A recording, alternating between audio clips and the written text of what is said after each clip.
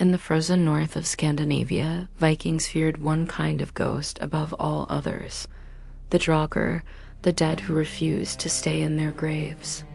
And one of the most terrifying stories came from a village called Frostholm. 1,000 years ago, a warrior named Erik Half-Hand died in battle.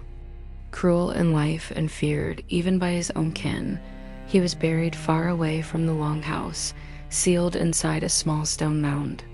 Warriors hammered iron nails into his boots and tied his corpse with thick rope. This wasn't ritual, it was fear. They truly believed Erik would rise again, and they were right to be afraid. Only days after the burial, the strange things began. Horses fought against their reins at night, their eyes wide with terror. Doors shuddered in their frames, as if someone was pushing them from the outside. Children started whispering that they heard footsteps circling the longhouse slow, dragging footsteps as heavy as stone.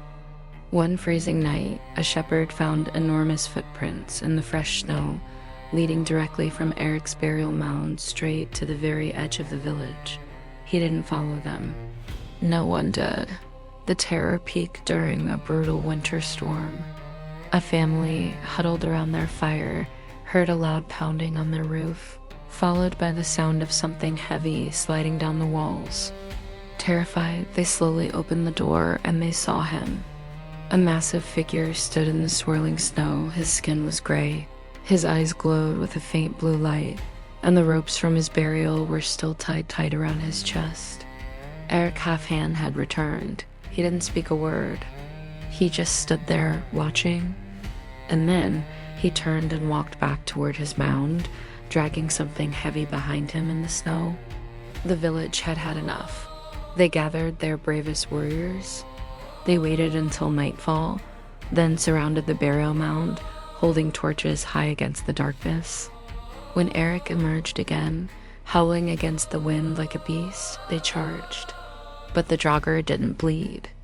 Every sword blow, every axe swing only seemed to make him angrier.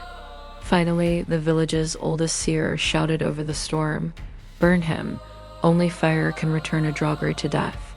The warriors swarmed the monstrous figure, pinning him down as they set the burial mound ablaze. Erik's scream was heard all across the valley. By dawn, nothing remained but scorched earth, ash, and a few blackened iron nails. The ghostly footsteps stopped. The village finally slept in peace again,